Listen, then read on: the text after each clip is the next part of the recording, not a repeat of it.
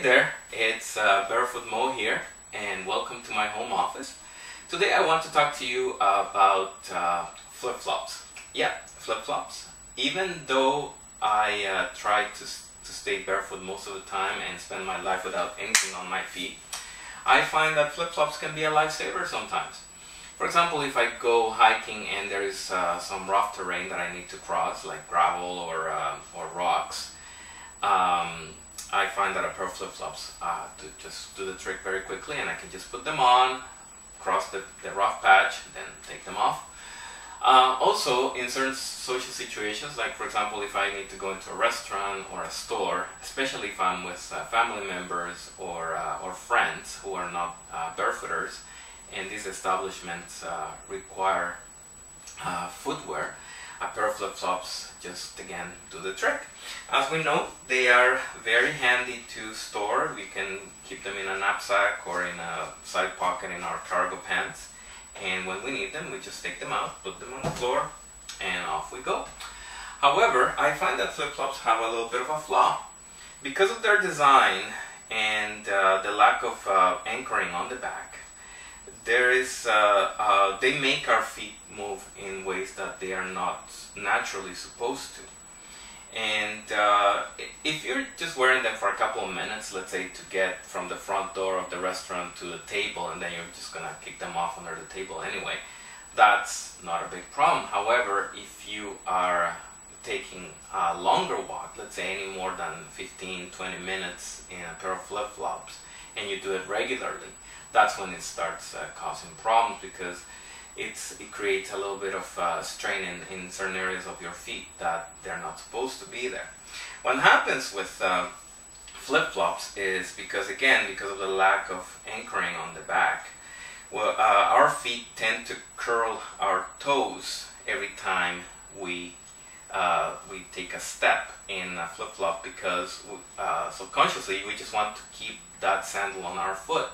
And it took me a little bit of observing to do in order to determine what was happening and why my feet felt so tired after wearing flip-flops for extended periods.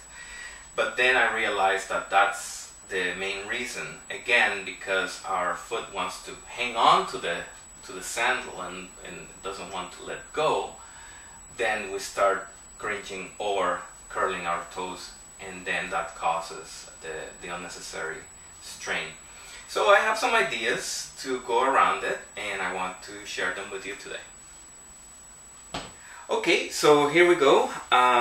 This is my idea for keeping the flip-flops a little bit better on my feet while I'm walking, and avoid that sort of like situation that I was telling you about. What happens is that every time we take a step with the regular flip-flops, because there's no anchor in here, our toes tend to curl down in order to keep the shoe on our foot.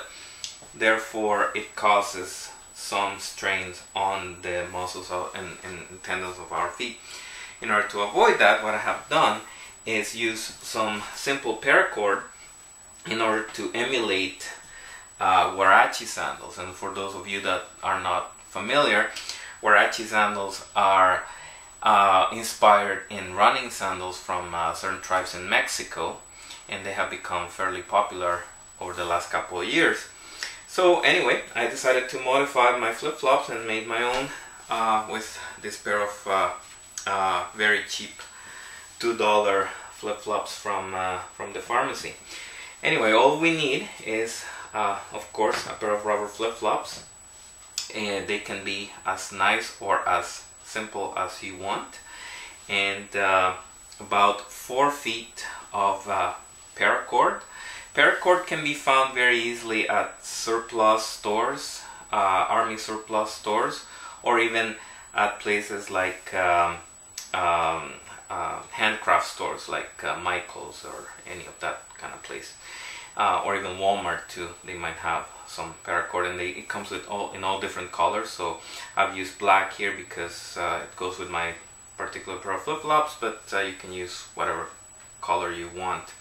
And all you do is you just put your flip-flop on your sandal, and then you just lace the the paracord on top of your inseam and sort of like adjust it. It doesn't have to be too tight, but then again, it's a matter of taste. Some people like it tighter, some people like it a little bit looser, just enough so that it feels comfortable.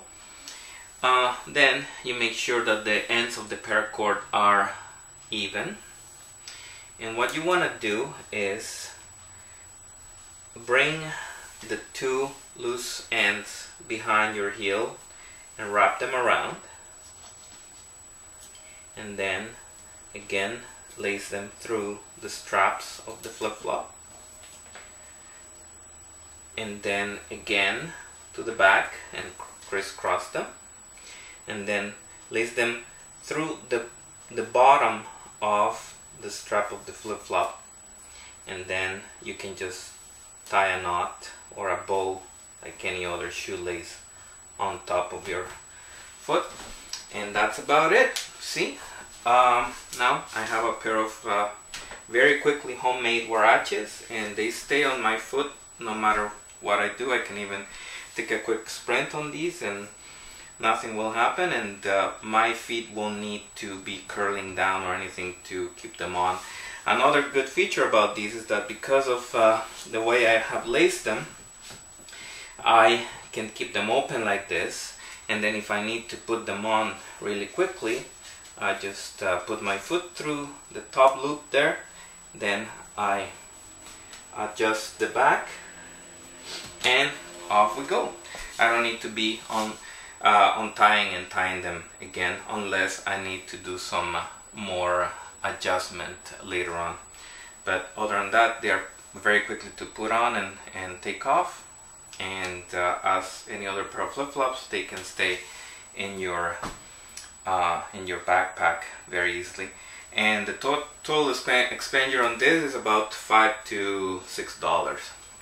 Alright, so I hope you like the idea. If you want to share some of your ideas on how to lace them as well, you can post them to as answers to this blog post or this video. Okay, happy barefooting everybody.